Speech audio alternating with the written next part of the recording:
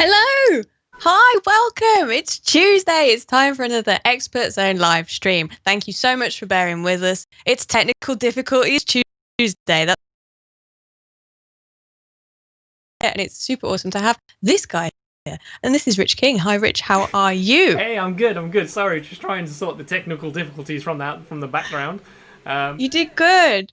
But they seem to be holding together slightly. You did well. You did well. We're here, and that's all that matters. We are here, and we are ready to go on a creative journey with you guys today. So let me jump in and see who is in the chat. We have Gareth Smith. Hi, Gareth. Hope you are well. We have Nathan. Hi, Nathan. Paul. Hey, Paul. Paul says, "Did Rich get too hyped and press the wrong button?" Potentially, What potentially, happened? but we won't talk about it. We will right? We will never know. The important thing is he fixed it. There was so a big it's all red good. button that said "Don't push me," and I pushed it. Don't push. Yep. Well. We have David in as well. Hey, David. And we have Daggercast. Hey, Daggercast. We have Sarah. Hey, Sarah. So thank you for everybody who's watching. You guys are the best. Today we are going to do another creativity stream, which will be awesome. We've got another creativity piece with exploration of tools and processes and how we use our tools and processes to create content as content creators. And it's going to be really cool. And I'm excited. Are you excited, Rich? I am excited. Yeah. We love creating, don't we? So we do. Yeah. We are creative souls, you and I. Yeah, apparently. For our sins. So they say. But this is an Expert Zone stream, so I think, wouldn't it be apt if we went over to see what's new on Expert Zone before we delve into our creative mindset? I'm going to press the button. I'm going to hope it's going to work, all right? Yeah, it worked. And I'm on the wrong screen. There we go. So this is what I made earlier. And it's logged me out. Hold on. That's okay. There we go. We can log in. We're in. Awesome. So there's some new things, Rich, on Expert Zone. There's a couple of new things actually. For anybody who hasn't seen, the Summer Game Fest courses are on Expert Zone, and they follow the video series that explores the Summer Game Fest. So there's some wicked content that's coming out. There's games like Darkestville Castle, which looks awesome. Welcome to Elk, another one that looks awesome. So the courses are on there for you guys to do. So please have a look at those. There's also courses like Comparing the Surface Go 2, which is story. So I love the Go 2.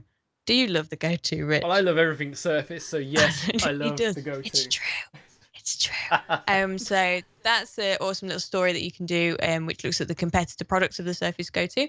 And there's also the Flight Simulator story, which is new. And everyone loves Microsoft Flight Simulator. They're crazy for it, right? So, yeah. So make sure you go on there and have a look at the highlights of Microsoft Flight Simulator. So there's some homework for you guys to do, and some cool stuff there. Ooh. So, Rich. Yes. How are you feeling? A little bit better now. Things seem to be working a little bit smoother, so that's good. Awesome. No one will notice. Don't mention it. No one will notice. So last time we were here and we did an Expert Zone live stream, and we looked at how I create things. And we looked at how I use Sketchbook to create something as a content creator. We looked at the capability of the Surface Go 2 and Windows applications. And I created a super me, and I was a superhero, and I had fun doing it. I thought it was really cool. And we explored the workings of that. And I think it would be awesome today if we do something a little bit different. We turn the tables on you. We look at how you create things, but not just how you do it, but delve into your creative process. Sure. How does that sound? That sounds good. It makes sense, right? So we saw things from your angle last time, so let's have a look at things from my angle this time round. And because we create very differently, right? So we do, but we are both content creators in our own right, and so are so many people that are joining with us on this creative journey tonight. Who's watching the stream? A lot of us are content creators now. We create a lot of content out there, so hopefully you can learn some new things with us. Yeah, that's what it's all about, right? Expert Zone Live, learning new things, and getting inspired to do stuff and stuff. Indeed. Exactly. Just want to say hi to Games Guru, who's dropped us a host. So thank you so much, What's up, Derek. So Rich, I guess it's time for you to take it away. Sure. Look at how you create content, your own creative process. Let me have a go at switching this screen, and fingers crossed. Yay, we've still got the screen on there, and I'm going to switch over. There we go. Not surprisingly, to Microsoft Whiteboard. On here. Yay! Yes, the whiteboard. So creative processes. We speak about this quite a lot, don't we? Yeah. Because we're very different in our thinking and how we get from A to B to C to Z ultimately. And I wrote down some stuff, right? So I wrote down ideation. There's a stage. Design, creation, and then execution. And those are the 4 key stages that I tend to go through, and I'm not always a part of all of them, which we also talked about, right? We did. And the reason why that part is that being a creative soul like us, sometimes we're only included at the ideation stage. That's the brainstorming of those out there ideas, for then someone to take those ideas and start designing and creating. And we talked about how lots of the time we're at the execution stage as well, because that's how our skill sets work. And we're not always used for the design and creation part, because if you're not the project manager, sometimes you tend to take on those tasks yourself, and you go through that creation stage to make sure that the outcome is in your image rather than the creative person's image, right? So yeah, and that's how it works. And I think one of the projects that we highlighted, and we were going to talk about it this evening, was the Level Up rebranding project, and we decided not to do that because we talk about it quite a lot, and it's also finished. And I was there from start to finish on that one. You did good. Yeah, it was a good one. Rich. Yeah, I'm proud of it. I'm super proud of it. And I was at the ideation stage, design stage, creation stage, and I was there at the execution as well. And that's because my skill set was deliverable on all of those things. And that's what teams are for, though, to make sure that we're there to help each other and pick up things, and because it was a lot of hard work. There was a lot of hours that put into it as well. So, and that's a lot for one person to take on. Do you know what's really interesting? You talk about the 4 stages. What is your favourite stage from that ideation, design, creation, and execution? And if anyone in chat can tell us as well from those stages, what's your favourite when you're creating something? Is it the ideas, or is it the design? Is it the execution? What's your favourite stage? Sure. I love ideation. So ideas. Yeah, it's the most raw part of any project or any plan, in that anything can happen. This is the moment where lots of the time, because we work within a team, as you know, Hannah, we work in a team, 8 people in that team. This is the moment where you get to hear everybody's ideas, and you start thinking about your own idea, and you start hearing everyone else's idea, and that starts to mold what you were thinking. And we have to think about the subject matter. What's the subject matter? And just kind of pull things out the air to create. And for me, that's the most exciting part of it as well. And just hearing about what everyone says. Awesome. But I love creating as well. I just love making stuff. It's hard to choose, isn't it? Because creating is awesome, but to have that initial idea, what's your reaction? Because when I have a really good idea, I do physically start to show that I've had a good idea. So I'll be like, oh, and I start the hands go, and then like this, and I'm like, ah. Yeah, because you want to get it got off your head, and you need to get it out there. And I guess that's the difference between us. And I don't know if it's experience or anything like that. My goal is always to be the last person to talk in the room. I say goal because I don't always achieve it, you know, because sometimes you've been in a meeting with me, Hannah. Sometimes I need to say something. Yes, it's true. It's true. Yeah, but my goal is always to be the last person to speak in the room because I love to hear what everyone else has to say first. And then when I speak, then it's the most informed it'll ever be, if you know what I mean. So I listen to everybody else. I've listened to their good ideas, their bad ideas, their relevant ideas. So when I speak, I'm completely informed to give what I think is a great idea, or an idea that's more focused towards the goal, the end goal. It's interesting. That's really interesting that you take everybody else and what everyone else has said, and then that forms an idea there and then on the spot. That's really cool. Yeah. Just wanted to say hi. Sorry, just to say hi to George in the chat. And Daggercast says he likes the idea stage. He also likes it when the project is complete. Oh, yes. Gareth says, does writing code count as content creation?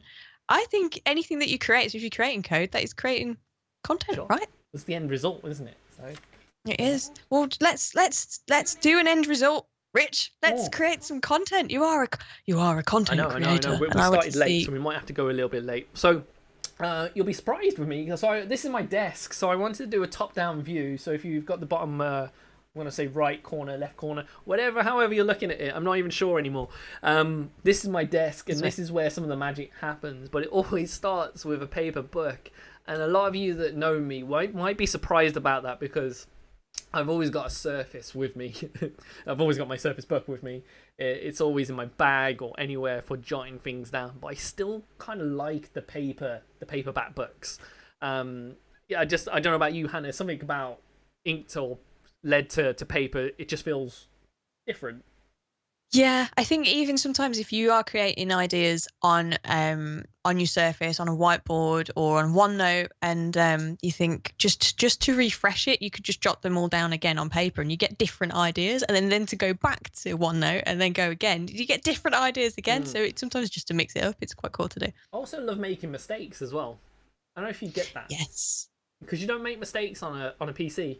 Because it's just so easy to rub out. Yeah, exactly. I love it. So we had a little challenge today, didn't we? Because we were like, okay, if we're not going to do recreate some of the easy leveled up stuff, what can we do? And we actually looked at your social media. We did. You pulled it up. And you let me see it. I know. And I did some scribbles in my book. There they are, little scribblings in my book. So that one there was based on your old theme, which was Crazy Hannah. You're not Crazy Hannah anymore. I'm not. I've rebranded. Which is Red Geek Girl. I almost forgot, even though I wrote it down. What was it? Tell me. Red Geek Girl. So, that's the one I've got at the moment for Instagram. Correct. So yeah, and I see you've done some doodles here. Lots of doodles. There's loads of doodles in this book. This is just one of my doodle books. But it's great to be able to move those somewhere else. And the reason why we've got whiteboard open up behind us here is because I've moved them across to whiteboard. Now, one of the issues is with having a paper document or your own notebook is that's where it stays. And if you want to share it with someone, especially in the current environment we are at the moment, so if I wanted to share that idea with Hannah, it's kind of difficult from a paper book. So I took the pictures of my pages and I transferred them to Microsoft Whiteboard, which you are now included on. Yes. You are. Yes. And what I can do then is carry on designing my work. So if I come down here, you can see that with the Crazy Hannah, I put more red around it. I've put a cross there because it's not what we want. But we did like the idea on there. And then I started moving across to, okay, if we're going to go with Red Geek Girl, let me move my microphone because I'm conscious I keep leaning over the top of it.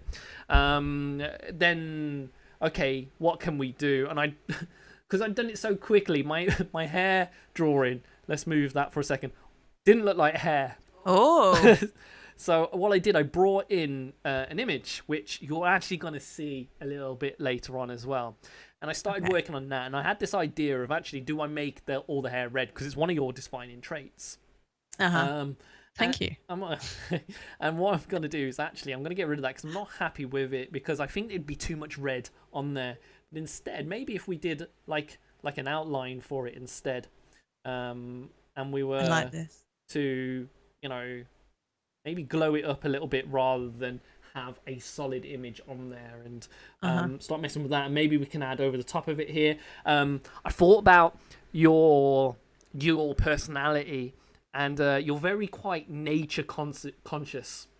Yeah. So the texture here, I managed to find a piece of wood. Is that a tree? So I think bark? It might be bark on there, and I'm thinking about having your writing with that texture on it. That's awesome. You with me so far?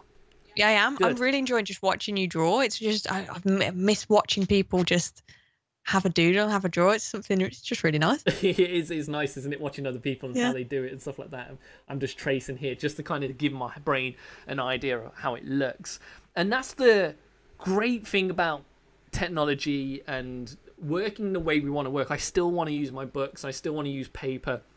But there has to be a stage where I put that onto my computer and I start developing, designing. So we're going from the ideation stage to the creation stage on there. The design stage, before the creation stage. And I've got in my head now exactly what I'm going to do, or roundabouts what I'm going to do. I need to play with it a little bit more. And we have to warn you a little bit. I'm kind of doing this on the fly. Because we thought of this today, didn't we, Hannah? Let's be honest with people. We did. But I think this is good because this shows exactly what if someone came to you today and said, I need something creating, you're a content creator, create it for me. This is exactly the process that would happen. So this is good to see. Yeah. And one of the things I want to highlight as well is that you've already seen me pick up my pen again, right? So I've gone from my book, I've transferred my images into the software, and I'm picking up the pen again, and I'm continuing exactly where I left off and ink into the screen. And it's really useful to know how far technology and software have come, your choices, your options of being able to work the way you want to. I don't want to stop being able to draw the way I was drawing a minute ago. I just need it to be enhanced now because, one, I need to share it with Hannah because this is going to be Hannah's logo, so it needs a bit of Hannah on there. And secondly is that, okay, I need to take it that step. I need to start designing this now. I need to start designing it digitally, and I'm able to do that fluidly from that paper to my screen on there. So what I'm going to do is, sorry, Hannah. That's okay. I'm going to switch my mouse across to After Effects, which, if you've been following me, I'm a little bit obsessed with. It's such a cool skill to have. Like, there's so many different tools that you use in your creative process. So it is really cool to see exactly what kind of things you use. Can I ask you a question? Go for it.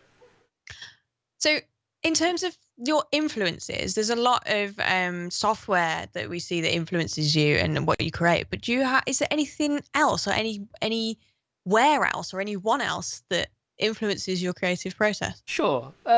So I'm not big on names and stuff like that.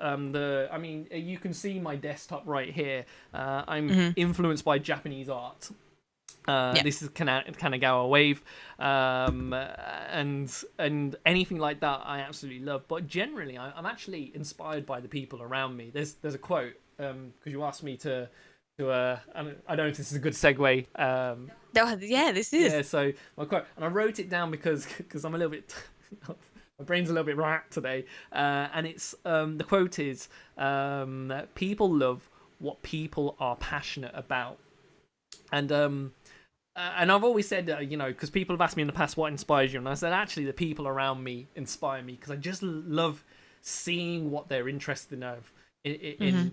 When you think of something, I want to know what's on your mind when you're doing it. What inspired that? What got you so passionate that you needed to do it that way, or learn about it, or get interested in it? Because other people's passions can inspire you to do stuff, and so generally it's the people around me.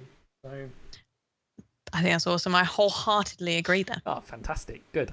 Right. So what do I want to do here? So first of all, I got some stuff, pictures. There we go. Ready. Prepared them. Look, there we go. The bark. And I'm going to pull those into a project that I've got set up. Ready? And a lot of people will go, okay, cool. If you're creating a static image, why do it in After Effects? Because After Effects is very much known for its motion graphics. And the reason is because we might want to make it into a motion graphic at a later date. And what I can do from this, what the great thing about After Effects is, when you put the effect together, you can actually create stills from it, transport them, import, export them to Photoshop, and they become, all the different layers become separate images, so you can actually move them around and recreate those static images for something else. That's awesome. Yeah, I didn't even think of anything like that. That's just, it's kind of a little bit future proof in that sense, that you can just keep going to it and changing the idea again and again and making it motion. That's awesome. Yeah, absolutely. That's really cool. And you've kind of reduced your workload as well by doing it that way. Yeah. Rather than if you did it the opposite way around and you create those static images in Photoshop, you can't manipulate them anymore. They just come in as PNGs, and that's not what we want right here. So what are we going to do? Right. Okay. Cool. So I need to create some layers. I'm going to create the first one, which it might be obvious. Text. Okay. Cool. Let's write something in. Just gonna say shout out to Warheads to Foreheads. What an awesome name. In the chat, who said they wish they were slightly creative, and they don't think they're creative, but I think there is creativity in every single person, even if it's just problem solving. You are being creative. So yeah, and problem solving is one of the most creative ways you can be creative. Exactly. So I bet you're good at solving problems. Cool. And you know what? I quite like that font. I don't know what you. That's awesome. Yeah, it's almost like it was pre-planned. It wasn't. So here's one I made earlier. Here's one I wish, because this would be a lot quicker. Right. Okay. Cool. So we got Red Geek. I'm going to move it to the side a little bit because I'm planning on putting some hair here, as you saw in my pencil design, on there. And what can we do this? So what I'm going to use a layering technique, and I'm going to use it using that texture. So let me find, there it is. There's the wood in my project panel. I'm going to drag it underneath right there. Okay, so it's behind the writing, and we are going to just bring that in, reshape it a little bit. So because really what we're after is just the texture. Okay. And this will end up being in the letter. Yeah, and this is really, really cool, right? There's things that I want you to take note of when we're doing this, is that first of all, we thought of it and now it's becoming reality. And secondly, the speed that it works at as well. So I'm using the Surface Book 3. This is the i7 16 gigabytes RAM, 512 solid state drive on there. And we have got the full Adobe suite on here as well with Windows 10, full Windows 10.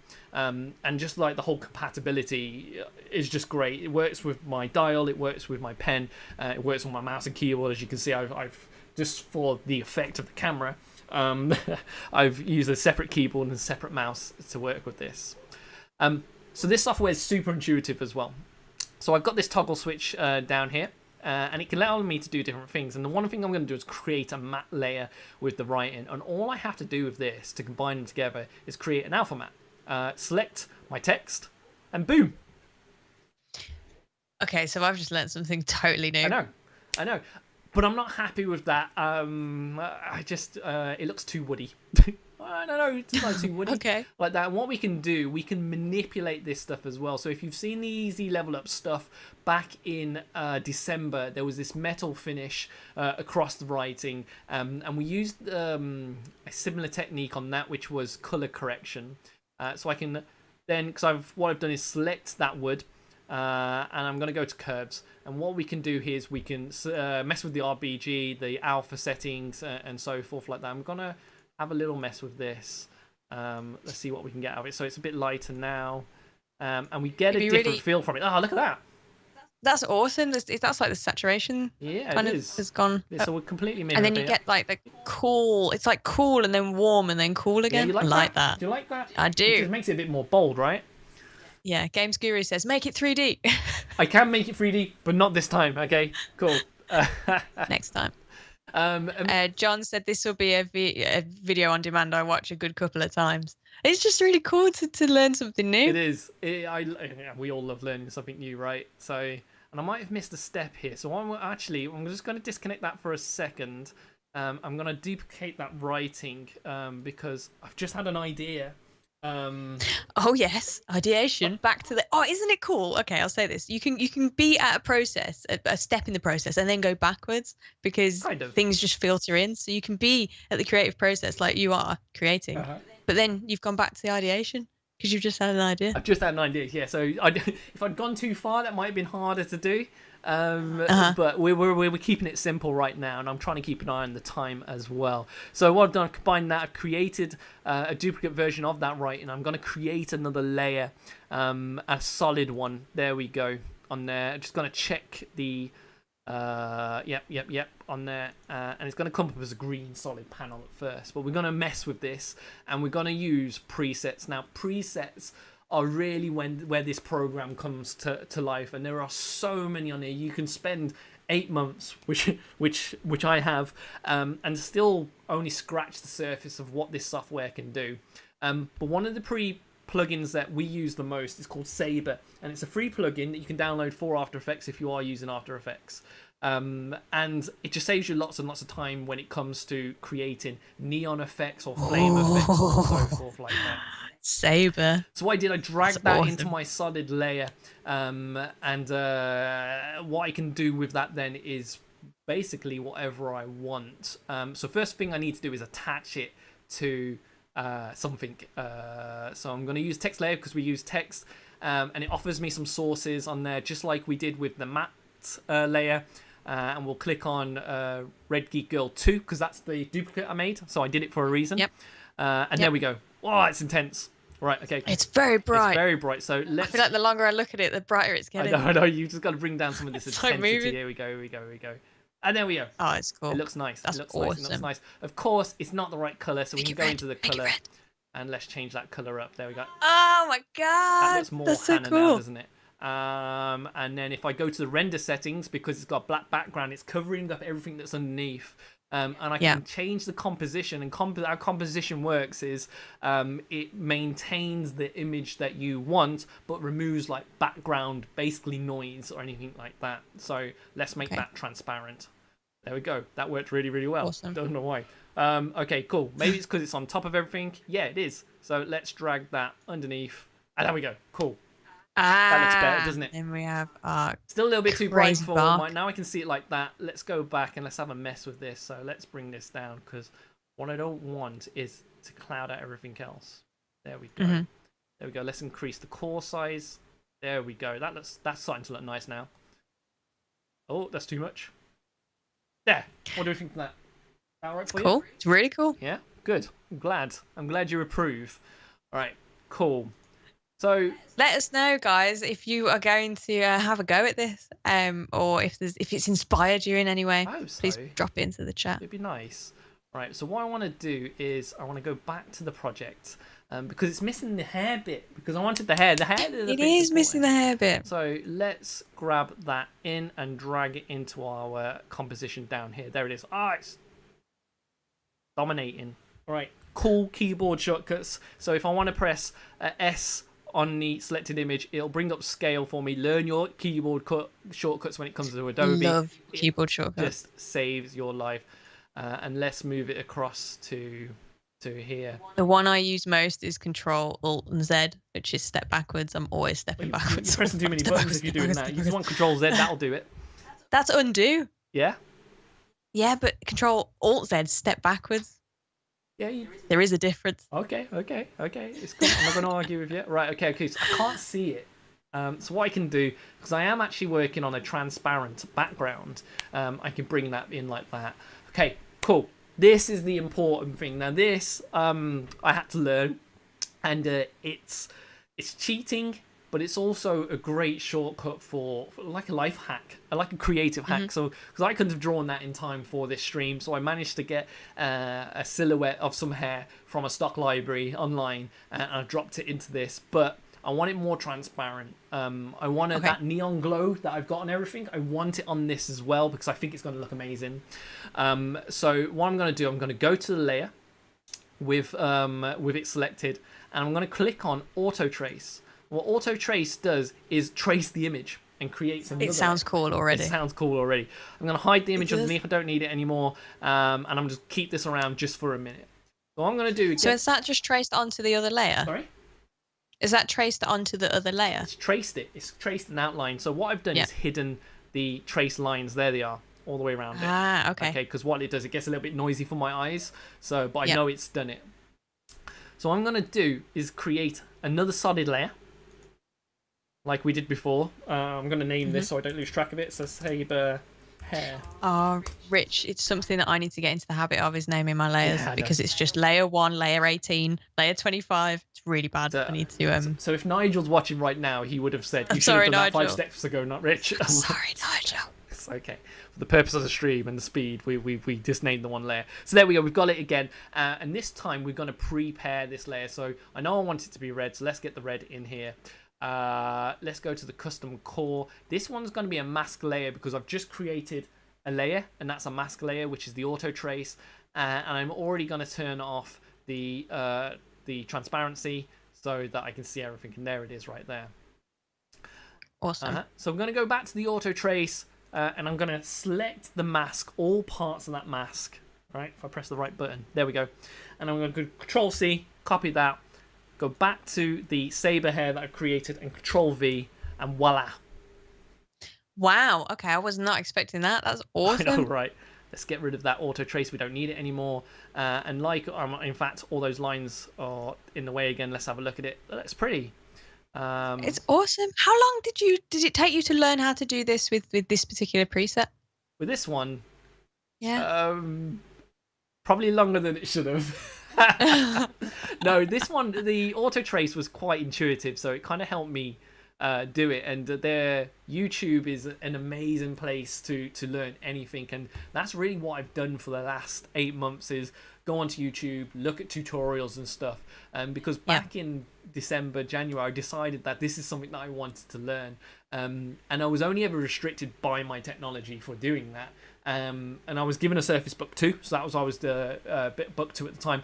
And it just did everything that I needed without any power restrictions or software restrictions. It wasn't like the operating system can't run in Adobe, or the processor isn't powerful enough, or the graphics cards won't run it.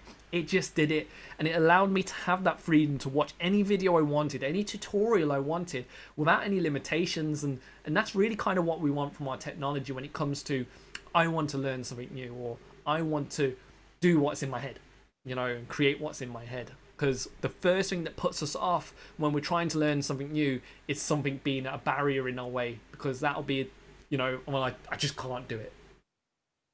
Yeah, if that makes sense. It does make sense. It's really cool. I think a lot of people in the chat have been excited to see what you are doing. John Pinnock says you'll be playing around with After Effects for sure. Derek says it's an awesome design. I think, and Derek says it's also red is his favourite colour. So you're appealing to the masses. Appealing to the masses. Doesn't that look cool? Neon's just awesome. Neon's just something that it doesn't matter what kind of time period you're looking at, whether you're looking at stuff that's retro or you're looking at stuff that's been designed now. It's still so cool. It is. It's true. And when we came up the neon stuff for Easy Level Up, I don't think any of us realised what kind of impact it would have when people saw it and how much they loved it. And because we as a team, we were just kind of like, okay, we just want something that we think looks good, and hopefully other people will love it, and just kind of fit in with the project and stuff. And yeah, we can do all sorts of that as well. So there's loads of preset stuff here. So since we're having a mess, let's go and let's change you up a little bit. There we go. Electric version of it. Wow, fiery green. And when I move this, hopefully. Okay, cool. It's busy rendering.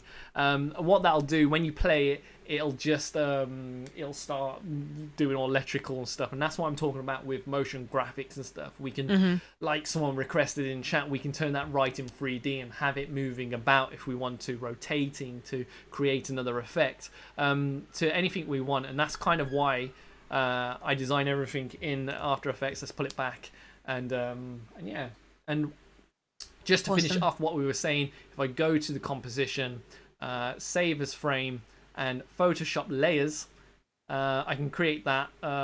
Let's go to pictures.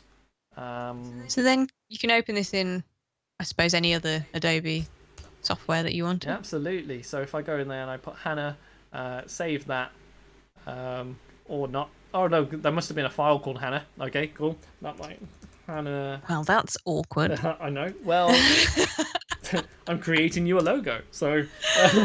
It's awesome. I can't believe the amount of time that's took you to do, actually. There we go. And it's now, I'm not quite sure what that is. Oh, it's because some of the blends might not work over in Photoshop. That's fine. And if we go back to here now, refresh that. Oh, it's right there. I can open up Photoshop. And just remember, I'm doing this all on the one machine. So yeah. I've literally gone from ideation of my sketchbook into a program where I've continued that ideation and started the design. And then gone from design into After Effects, continued that design and moved into creation to we've completed it and we're ready to execute it as content. So yeah. Awesome. That's awesome. They're really important 4 steps there, actually, and I think they probably span out towards everybody's creative process. Well, that worked really well, didn't it? Yeah. I think that, they're the writings behind it. There we go. Cool. So it gives you all the different pieces that you've used. There we go. But yeah, it looks better in After Effects right now. So yeah. Well done, Rich. Oh, thank you very much. I'm going to give you a round of applause because I think that was awesome. You did really, really well. And I'll have that. Thank you very much. I'll use that in the future. So just to round it, what's your favourite thing about After Effects, seeing as you're using it? Just, I guess that because I've been able to think of stuff and have it come to reality. And every time I've hit a barrier in my knowledge and I've gone right, okay, I need to learn how to do this. So for instance, if you ever watch the Easy Level Up logo start sequence, and if you haven't seen it, then you can go on demand on Twitch or Facebook or YouTube and look at that. It was the moving logos, and because we were stuck on how we could make it look good, and I had to learn how to use camera within the software, so it wasn't an actual physical camera. So I then had to tap into my knowledge of photography. Shout out to everyone who taught me photography, and start using apertures within it, and it gave it that depth perception effect. And I realized then I wasn't just creating motion graphics, I was working in 3D. And I just didn't expect that to happen, but it was in my head.